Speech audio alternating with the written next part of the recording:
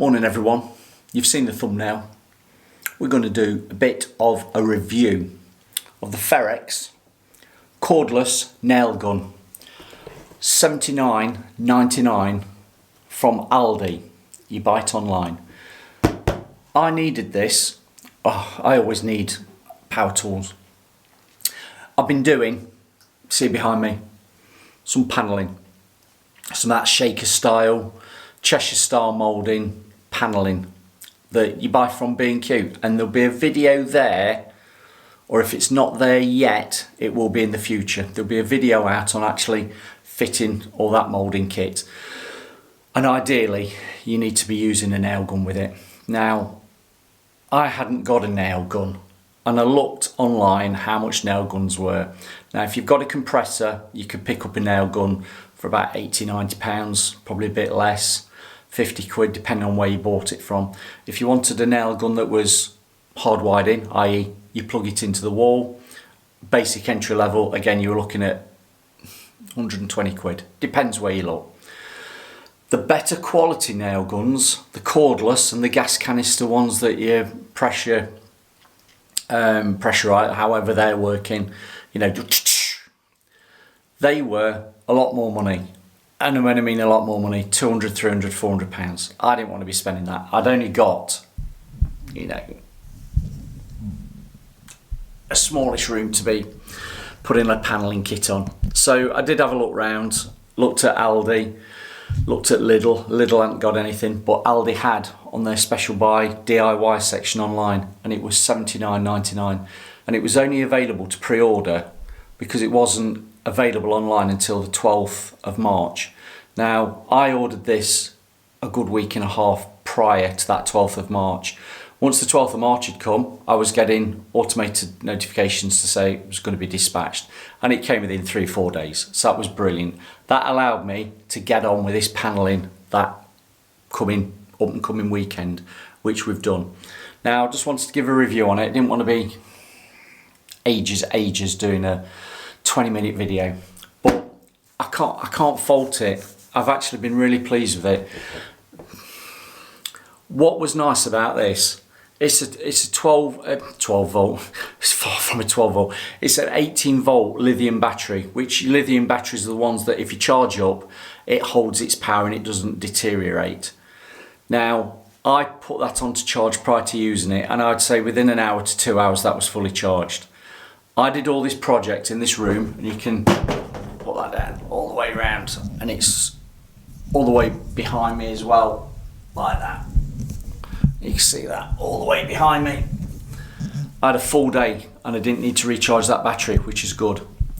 But shall I get it out of the box and show you what you get? Comes in a nice tough case. Let's bring this down a bit. Position just there. Right. You get an instruction manual. Obviously, you could get an instruction manual. I like an instruction manual with more pictures, but please do read the instruction manual. And also, when you're coming to use it, PPE, personal protection equipment, is always beneficial. If you want to wear gloves, if you want to wear goggles, if you want to wear a hard hat. But the instructions are all there, and it tells you everything you need to know. Right. Do we read instructions? Probably not, so that goes to one side. Right. You get your battery. As I say, 18 volt lithium battery. I don't know where you'd get another battery from. Can you give some comments if you know where you get another battery from if you wanted another battery? It comes with a charger. It's straightforward. Slide it on. Plug it in, and this is in the UK, so we've got the massive 3-pin plugs, 240 volt. So 240 volt, plug it in, and then the lights flash. Once it's on to green, you know it's fully charged, so that's straightforward. What else do you get in the box?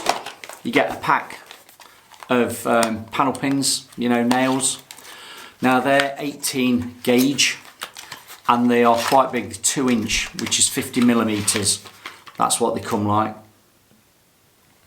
Check round where you can get more of these, because I went to my local builder's merchant and he didn't have them. You might be able to get them from places like Toolstation and places like Screwfix or Specialist Online, but that's what you can just see, the 18 gauge 50mm, i.e. 2-inch size pins. Understandable? Yeah. But it also comes with, you got 2 lots of those, which I didn't use them all, so that was quite good. I didn't need to buy more. Like, you've got 2 lots of these. You also get the staples as well. Can you see that? So they come with staples. I've not used those yet. Oh, clearly not. So I was quite pleased that they came in the box. You also get a hex, call it an Allen key. I'll come on to why you need that in a little while. Right, it's all nicely packed up in the box, and I'll just show you. I've just taken the charger out, so it's all like that. Right, what do you get with the gun? It weighs a bit, but it looks the business. Right, the principles of this are, you put your battery on. I'm not going to put a battery on because I don't want it firing off on me. The principles are, you put a battery on, that gives it the power. You press that in on the surface, it obviously engages, and it's the safety mechanism for then pressing the little button there, a bit like when you're using hedge cutters, you've got to press one button in and then squeeze the trigger. Press that button in and then squeeze the trigger, and that will fire.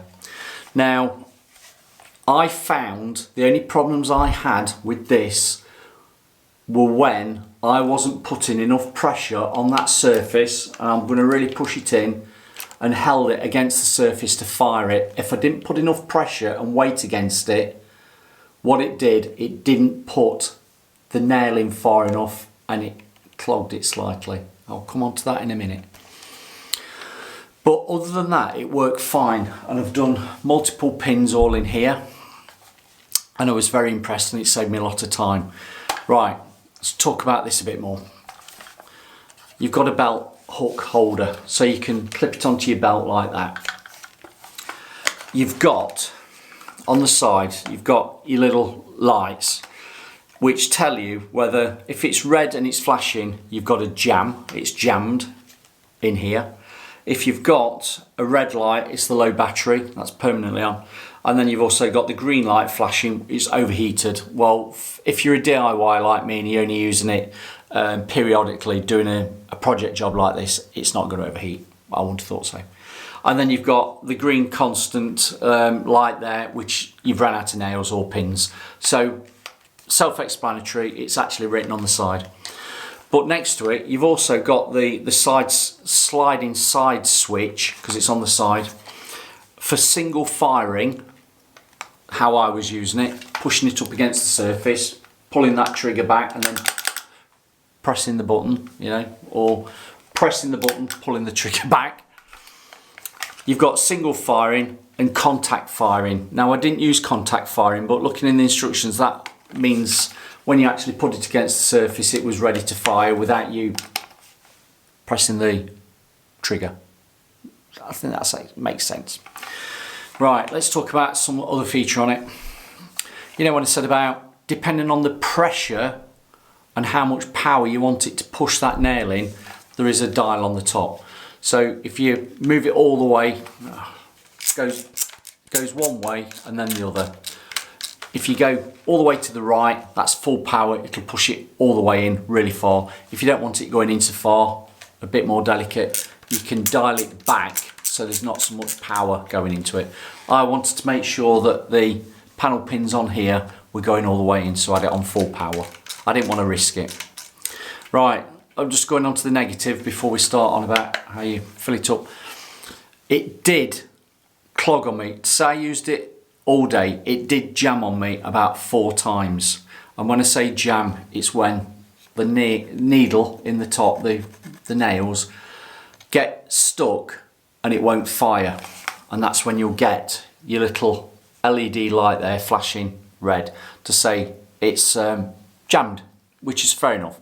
Now what you do in that situation, you get you that Allen key and you actually unscrew this 1, 2, 3, 4, unscrew that top housing, take it off and clear out the nail that's probably jammed. But when you do that, take the battery out. Use your common sense, take the battery out. If there's no power to it, you're not going to accidentally fire it on yourself. So first things first, if you've got a problem with it, take the battery off. And it was so easy, and I'm just going to, so easy to slide the battery in. I don't know whether you slide the battery in and also slide the battery off when you were doing any maintenance to it. Right, once the battery's on, you know it's on because you can press one of the buttons and you've got LED lights. So if you were nail gunning in the dark or in a dark area, you've got some, well, quite bright lights. Can you see that? If I just press the trigger, yeah.